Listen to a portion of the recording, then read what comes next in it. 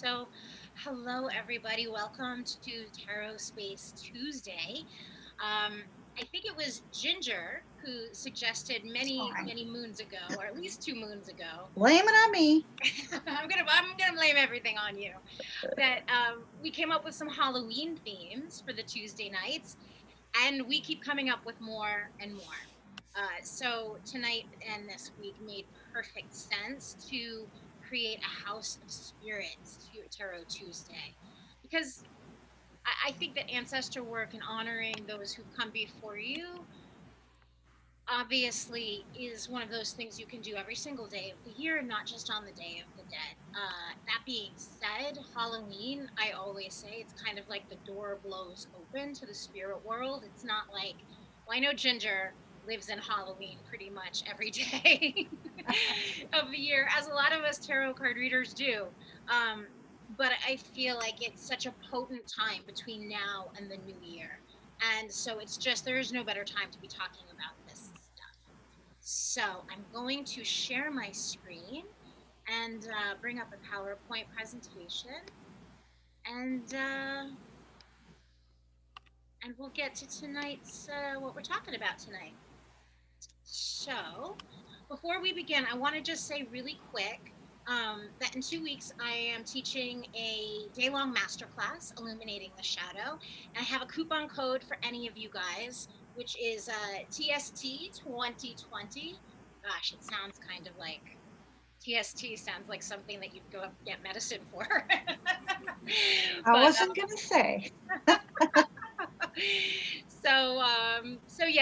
I'm teaching a day long master class on illuminating the shadow. It's all shadow work. And yeah, your coupon code is TST 2020 if you want to save 20% off of a VIP or a standard ticket. And the VIP comes with a pre-party on Friday night, which is pajama party, where we cleanse our decks and do all kinds of fun stuff together. So there is that. But okay, so our House of Spirits.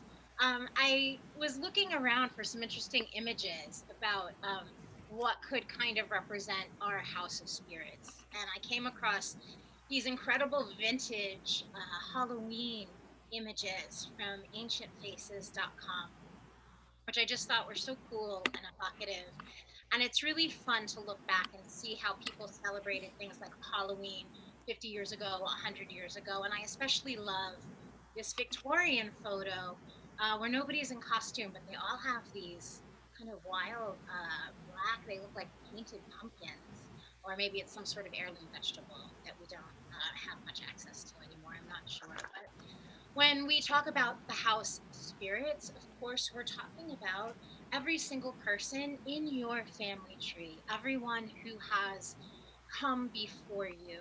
And when I created the Haunted House Tarot, I was very much in love with the idea that we are a house, that we do house the memories, the instincts, the patterns, the habits of those who come before, that we are a container, a very porous container, like a house. And of course, our body is the house of, our soul, our borrowed body. So tonight we're talking really about how it is that we can work with all of these things that have kind of landed inside of our bodies that we are aware of or maybe aren't even aware of. So Sunday was the Day of the Dead, and as you guys know, it's become really super popular and very much in vogue. I think it was about 5 years ago when everybody started dressing up as these beautiful characters for Halloween, and it is really a time to really go and spend quality time with those who have passed over. Celebrations in graveyards, contests to see who can actually be the best mourner of someone who has passed over. All of these interesting rituals around death, but honoring the energy of an energy that is still potent and here, although in a different form. Um, so I'm very grateful that that's come to the forefront of popular culture. Of course, ancestor worship and the veneration of the dead is something that exists cross culturally all around the globe in so many different forms. So I just grabbed some examples. In Madagascar, they have a beautiful ceremony, the turning of the bones, which is where the deceased are brought back out of their coffins or out of their burial sites and rewrapped in silks. And I think what's interesting about this is that often um, my neighbor lost her husband a few years ago, and I remember she was telling me the story of how that last hour was with her, and something that brought her comfort was the way in which they wrapped his body.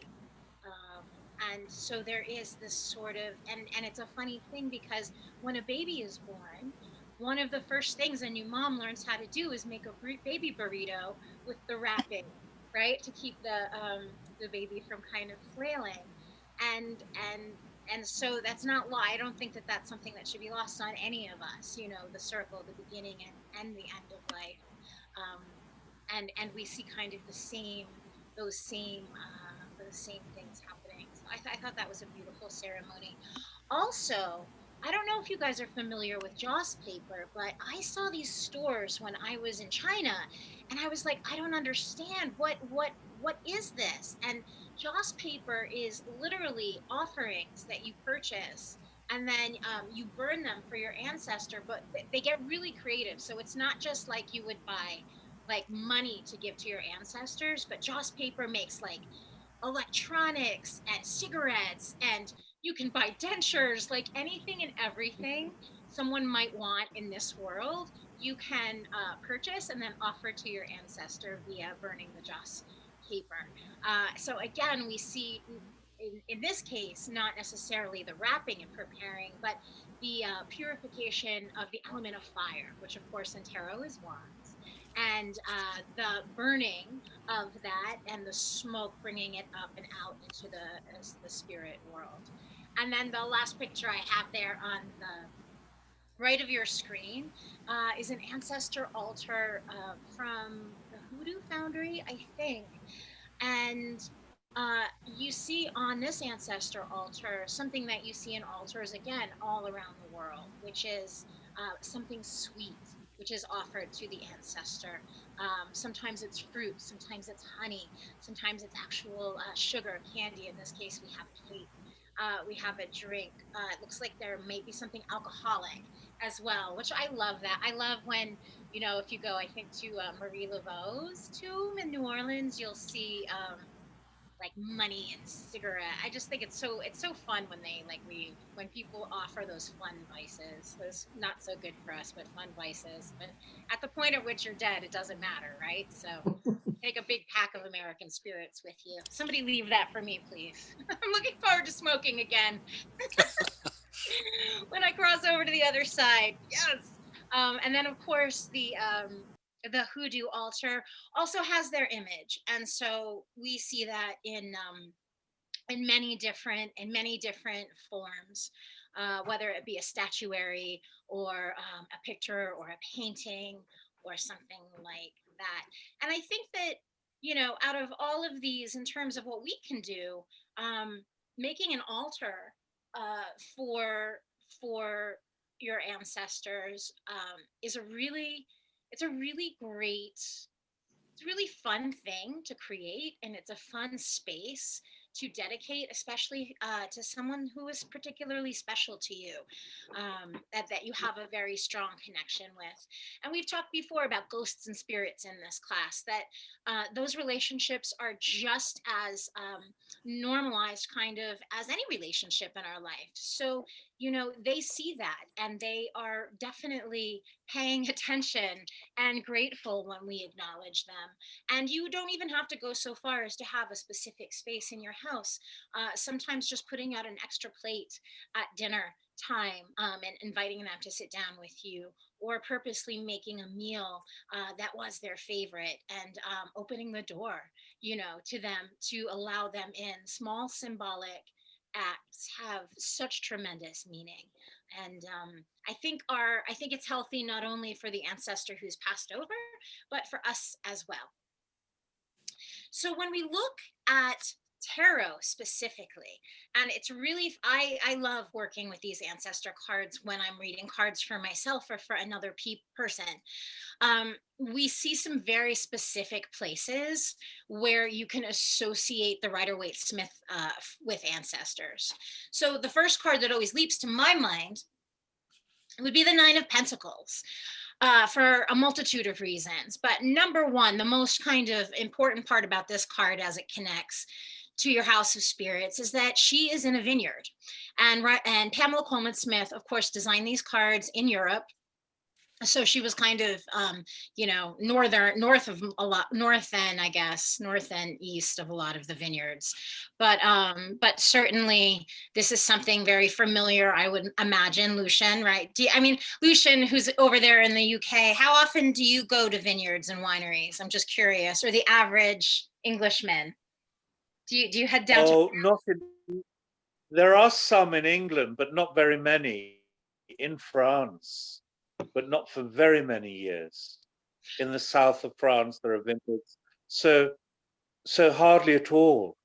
But since it's so easy, since you're so close to France, do you guys like pop down there for like a wine weekend? I'm just curious if No, you there's should. not really wine. No, I'm down. I know. I've never actually done that. No, Oh but my God. I like the south. High time you In the did. south of France. High time you did. Yeah, High time you did. there are lovely villages near Nice, above Nice. And I remember staying down there in a friend's villa where we could take large containers of wine, and they'd be filled out of a barrel, for $1 or something. So wonderful. It's so And awesome. So wine's very awesome. good there. So when we're looking at, especially European vineyards, we're looking at vineyards that have a tendency, I'm making a broad generalization, but they have a tendency to have been in the same family for multiple generations. And of course, grapes and winemaking in general improves the older that it gets. And if you're someone who enjoys wine, you'll know that a nice French Bordeaux will taste older. It almost tastes celery and minerally, as opposed to, say, a Napa Valley Cabernet, which is much younger vineyards, and they're fresh and full-bodied and very kind of luscious. But so the whole art of winemaking is something that occurs for generations and generations. And that's why this card of this lady in the vineyard I associate with ancestors, and also specifically the castle behind her, because so many vineyards traditionally have the main house. And of course, this would be where the family who's always tended the vines would live. And it's interesting because grapevines by themselves, or any climbing vine, really is very indicative also of your family tree, of the connection, because really we're sort of like at the bottom, right? We're the receptacle right now. We're this century's harvest of our family, in a sense. So just a vine, which by its nature, and if you look at any vines, from grapevines to morning glories, it tends to be the vines that grow and reach up tend to have heart-shaped leaves, which I think is such a beautiful thing, that the heart is expansive, right? And it grows and moves upward. So that also for me connects with ancestors. Ginger, did you want to say something? No, I was agreeing with you. The heart-shaped leaves, I love it. Yeah, it's so cool. It's so cool. The bird can represent a lot of different things in this card, because it's a trained bird for sure. So it's loyalty, it's the special relationship that she would have with her falcon, and even the entire art of falconry. You can bring all of that into this card as well. But birds on very surface symbolic level, because of course they're winged creatures. As a suit, I know a lot of people look at pentacles and think money, money, money. is unstable. So if I lose you, I'll be back. Um, but pentacles themselves, to me, look like a cell, right? And so to me, pentacles on a very visceral level is the DNA that's in our body. It is those literal physical things that we have inherited: our hair color, our body shape, our eye color, all of those things that we've inherited from our ancestors. And then, of course, the five-pointed star inside of the pentacle represents, the body, the two arm and the head as well. So what I think is interesting, and we'll be able to compare and contrast to the next card, that the Nine of Pentacles is really about your relationship personally, with your body, with your family, and how it is that you specifically embody all of these things without the interference of anyone else. Like, this is definitely, I think, the nature card, not the nurture card. It's just intrinsically like who you are, like what's there. And then we move to the next card, which I always associate with ancestors, and we see the pact. 10 of Pentacles. So we see the three generations on the card. We see, I always call him Jesus and the old man in the Technicolor dream coat. But we see the old sort of grandfather figure, what we can assume would be the married couple, and then the child, of course, and then the family pets. And I love that there's two of them, not just one of them. So it's even indicating the family within the family's pets. And they stand. This is what's really interesting about the Ten of Pentacles. I believe it's the only threshold card in that it's showing the exterior and the interior of a Tuscan village. So it's really a doorway. And when we look at Pamela Coleman Smith, the Six of Cups is also inside a Tuscan village. Now, these were walled villages that were really built to protect the inhabitants who lived inside. So when we're looking at the interior, we're looking at a space that is safe and protected. But there's also this idea that the gentleman is on the outside and the family is on the inside, almost as if he's between worlds. And certainly because he's aged or aging, we can assume he's moving closer to sort of being out of the quote unquote normal realm of the material world as he moves closer to the threshold of death. So there's a lot of really interesting symbolism here. We have, of course, there's grapevines all over his cloak. We see a castle and a house and all of that. And if you just take a castle for a castle, even if it's not a vineyard castle, we think of royalty. And again, that moves traditionally down family lines. So again, this is the House of Windsor, the different family lines. This blew my mind because I looked at this card for years without seeing it, but the 10 Pentacles represent the tree of life. That is literally the visual diagram for the tree of life on that card, and it's floating right kind of in front of you.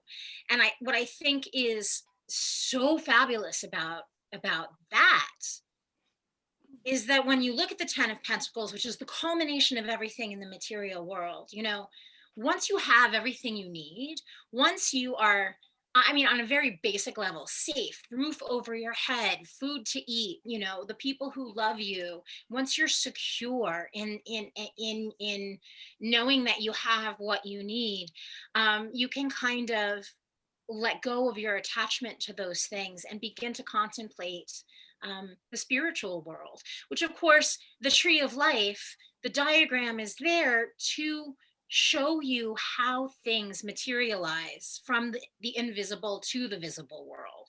That's what the tree of life is. It's a diagram of how things appear in this world. So again, it's this threshold card where we have everything in the material world and then a diagram of literally how to kind of figure out and start adventuring in the invisible world, which is tremendous. I just find that so beautiful. And when I was traveling in Tibet, in every single monastery that I went into, um, all I would see in terms of the Tibetans that were in there, of course, there were tons of monks, but mostly it was grandparents, like older Tibetan um, people with their like 3 and 4 year old toddlers. And I asked my guide, I said, why is it just kind of senior citizens and these little babies or little toddlers? And and he explained to me that it is once you are reach a certain age and you can't farm as well as you used to, then you begin to contemplate the spiritual journey, the spiritual part of your life. So about 1/3 of a Tibetan's life at the end is spent preparing for death. And in doing so, they bring all of the children to the monasteries with them and teach them how to make offerings. And it's Oh, like it's so, interesting.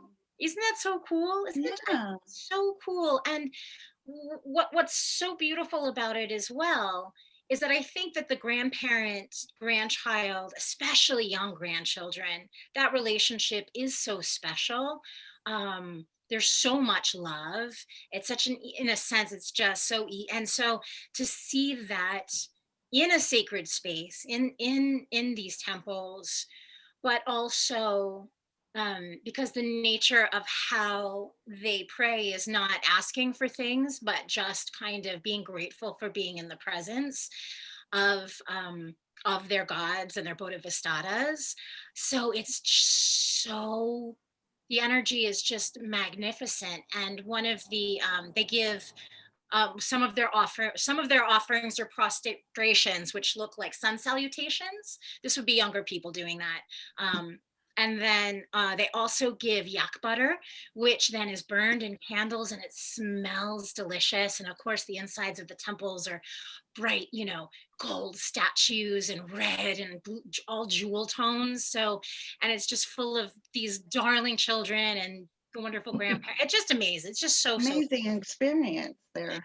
it's really neat. And the other thing that I'll just say one quick other funny thing about Tibet, which cracked me up about the older people, everybody was so healthy and like dynamic looking and tan and gorgeous. Of course, you're like at the top of the world. Everybody's a farmer pretty much. And I said, wow, everybody's so healthy. How come your senior population is so healthy? My guide's like, that's because here, if you get sick, you just die. Oh, There's no hospitals in Tibet. There's no hospitals in Tibet, which is tricky if you're traveling and you get sick, and then with the insurance company because you can't really get to a hospital. And anyway, but you're I either thought healthy or you're not. you're either healthy or you're dead. So, oh my God, like and gorgeous, gorgeous, so beautiful. But that's an outdoor life, I guess. Will do that, and even despite Chinese occupation, there's twinkles in their eyes. So anyway, I digress. But in a way, that idea of, I mean, the the beauty of the relationship between a grandparent and a grandchild, and how that tends to be, I don't want to say an easier, but I guess it is an easier one. It's kind of like your It second go, is easier.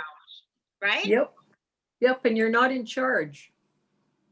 You're not in You right. send them home. Speaking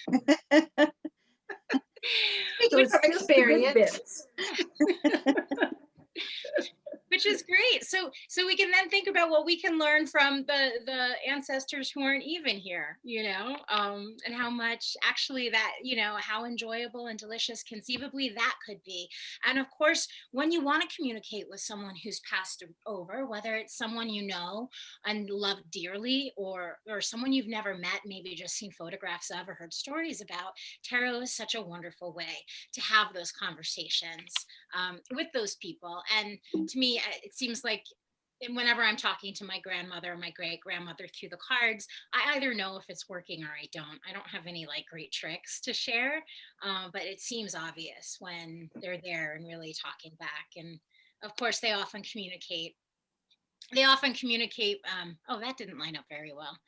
In other ways, other than just the cards. So I'm sorry that's kind of messed up. But I think this is something that is really worth examining. And this really dives sort of into the heart, I think, of shadow work, which is what do we do with the dark, icky stuff that we inherit? So, like, it's really fun to identify with the cool ancestors and people in our family. Um, but, and that's great. But what about, like, even if we're just talking about our own parents, and what if, like, you really don't have a good relationship with one of them, and even more so, you don't appreciate that person for what's inside of them? Or, like, what if your dad or mom is a psychopath? What if they're mentally ill? What if they are cruel? What if, whatever it might be? How do you deal with it when you find aspects of them and traits that you abhor in them when you find that in yourself? Like, how do you deal with it? And, um, you know, I think this falls into shadow work because if something's inside of you, it can't necessarily be ignored. And the minute that you try and shut it down, and the minute that you say, oh, I'm not going to be like that, is the minute that you start kind of being authentic to who it is that you are. And that's the minute that, like, the devil gains a little bit of power, right? The devil card gains a little bit of, like, ha ha ha. And so what I just want to offer up to you guys is not that you have to act on it, but if something ever comes up in you that reminds you so much of like a horrid quality that you really abhor, sit with it, pull it out and examine it, and really know that it's not about how we it's how we inhabit that quality, right? Somebody can use any quality for good or for bad. I mean, look at Joan Crawford as an example in Mommy Dearest, right? She had all of these extraordinary qualities, and everything that made her sort of dynamic as an actress made her horrific as a mother, so it is how you personally embody that and what you do with it. And I think that the most important thing is to sit with whatever that is without pushing it away, without being so quickly to be like, oh, no, not me. Because then you start moving in the opposite direction and run the risk of, I don't know, almost becoming the same thing in the opposite way. The same that all emotions kind of come around on each other and meet and ultimately are the same, two sides of the same coin. So especially with the holidays coming, when you see that crazy stuff popping up inside of you, just sit with it. Just don't be so quick to rush it away. It's in there for some reason. Oftentimes just acknowledging it will help it dissipate if it's something that we really don't need. So here's the spread for tonight. And I've done, it's 8:30. I did a lot of chatting. Before we get on to the spread, is there anything anybody wants to say, or is there anything anybody would like to share about maybe how they work with their ancestors, or something special that they do that they want to share with others? Like I said, what were you going to say, Ginger? Oh, I was going to say, I've just, I started shadow work and I paused it because I'm liking the ancestor work too. And I brought a little Indian doll that I would keep by my grandmother's photo. When I lived in Florida, she lived in California. She drove by herself to Florida, and I drove back with her to California. And back in the 70s, there was all kinds of Indian reservations and gift shops, and we got this there. So this is probably like 50, 45 to 50 years old. And so now I keep that on my table here where I do tarot and stuff. And I'm really wanting to learn more about the ancestral work. Yeah. So because she was very, very important to me in my life and upbringing. And it's so great too. If you have, I spent the better part of yesterday. I have like trunkfuls of, I have like my great grandmother's dream journals, and my grandmother and my great grandmother both did a lot of writing, and they've kept all their correspondences, their letters back and forth.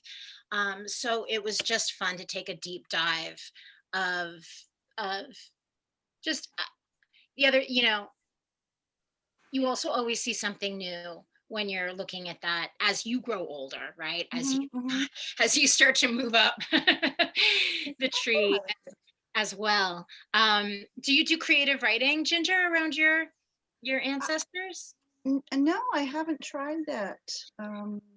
I was talking with a medium yesterday. I actually got a really great reading from her, a medical medium named Heather Carlucci. She's amazing. And we were talking about just the different ways that, like, with tarot, it's so easy because it's visual, but there's so many other ways, and to really kind of tune into your intuition and tune into the energies that's around you. And I know for myself personally, when I start doing creative writing, that's something where I often will hit, I don't know, a fountain of something. And I know that there's a lot of true crime writers actually who will write about cases that are unsolved.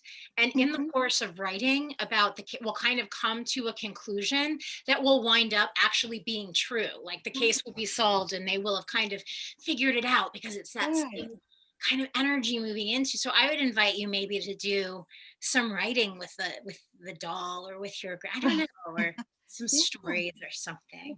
I do have a quick story, if I may. I hope it's Yeah. quick. I, of course, was my grandmother's favorite. I was her first grandchild. But anyways, when I was pregnant with my firstborn, she passed away 3 weeks before he was born. And of course, that was like, wait a minute, I'm supposed to present him to you.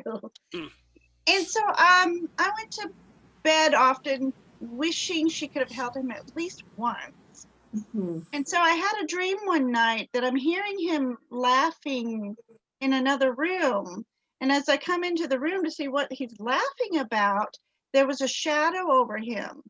And in my dreams, shadow people weren't good entities. But as I came closer, the shadow rose up, and then I could see my grandmother's eyes, and then it was her. And I'm just like, I knew you would come. And we hugged. It felt so real. She was there and she was hugging me. And she was spending time with him as I wished she would. And he used to often be in his crib just laughing and having a good time. And it was after that dream I realized she was always standing over him and he was laughing at her. So there's my connection. That's lovely. Oh, thank you. And I mean, I find that it's like when you're dreaming of them, when it's real. It's like when you're having a conversation with them through the cards. Right. You know when it's a dream, and you know when it's really, really them. So that's so beautiful. Yay. Oh, all right. So the spread for tonight, which can sort of and I just pulled this off of the internet. This is from bohotarot.com. Oh, I love her. Oh yeah, is she awesome? Yeah, Dawn Michelle. I put some of her spreads on mine. She's a very productive person. She is so creative. Holy moly. Oh wow. I'll go I don't know how she finds time to do all that she does. She also does a lot of deck alterations and cropping and stuff like that. She's so creative. Her journals are amazing. They're like historical scrapbooks. They're awesome. Well, I mean, Yeah. just look at this simple, like, this is so gorgeous. Like, from the font to the image, like, it's so beautiful. Yeah, I'm gonna have to maybe put that on my group. Put it on. So yeah, and if you Google, I can send it to you, but you could also just Google ancestor Yeah. spread. This will come up right away. So this is her spread. This is honoring the ancestors, a Samhain spread. And so the first card, which is up and a little, the highest point, is what message did my ancestors have for me today? Today. The card to the left, number 2, what do I need to know to follow their guidance? I really like this card. This is or this position. This is very specific. This is like, Mm. okay, this is what they want you to know, and this is how you can follow it. This is how you put their guidance into action. And then 3, how can I honor them? How can I best honor them? So how are those readings for you guys? Delightful. That was awesome. They were fun. Good, Mhm. good, I good. can see this would be kind of fun to go along with for a while. Yeah. What do you mean? Well, like you were saying, maybe do this with your grandchildren or your family or something like that. I Yeah, think that I think that might be kind of fun. yeah. Yeah. You mean actually talk to your family about tarot? Right. Bring the tarot cards, sit down with the family, and say, "Now we're going to read about our ancestors. Now, you I will be, youngin." I will be out the door in no time if I did that, Larry. Not welcome. Well, Not at all. oh Oh. dear. I Oh dear. know it You is guys sad. welcome. It's very sad. Well, I'm pretty sure my son and his family would be okay with it. I'm not sure about my daughters, but what the hell, you know. That's good. That's good. That's a great Yeah. idea. Yeah. I have a kind of funny mediumship story that I was thinking about while you were talking. Can I share it? Please do. It's Ew. quick. So my grandmother, when she was alive, is what you would know as a firecracker. Like, she was a real corker. Like, she was never going to die of a sore throat. If she said it, it came out. And she never stopped talking.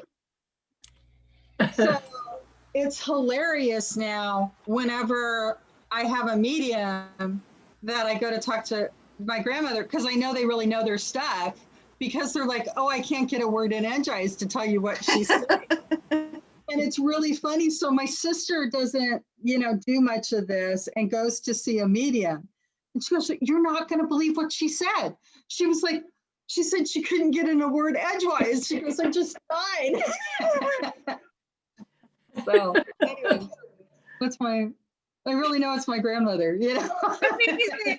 That's it, and it can be kind of like a humbling, weird thing. Like, I remember the first time I went to a mediumship session, and my uncle came through, and no offense, Uncle Peter, but he was kind of just as much of a dick on the other side. He was like, yeah, they don't necessarily change because I was like, oh, that makes sense. Okay. Very Don't you get to pick who's coming through to visit? Oh, Oh. I don't think so. And in my grandmother's case, it's the squeaky wheel that gets the grease. I very seldom get to hear from other people.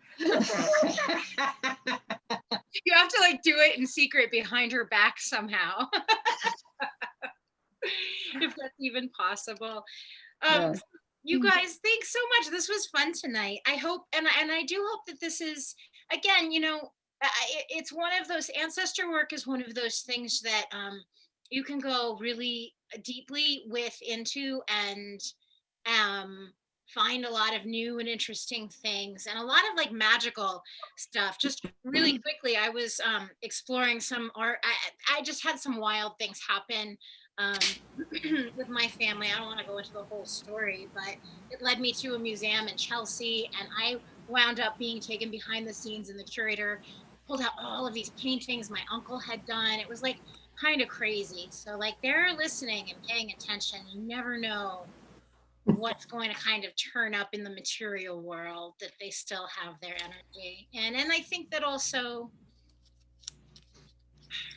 I mean, this was in the last Star Wars movie, but it's true. Like in the commercial, 1,000 generations live in you now. And that's really true. We are like, this is it. This is our time. and we are the receptacle. Like, we're us, but we're also the receptacle of them. Um, and we owe it to ourselves and to those who have come before to honor our talents and make the most of who we are and what we're doing while we're here. And with that, I pulled a final card for all of us. Oh, which is the Four of Swords. Now, the Four of Swords in my Darkwood Tarot is nefarious. We have somebody tiptoeing over to the sleeping maiden, but she's not really asleep. She's got a dagger in her hand and she's ready to protect herself. And how I see this kind of relating to what I was just saying about making the most.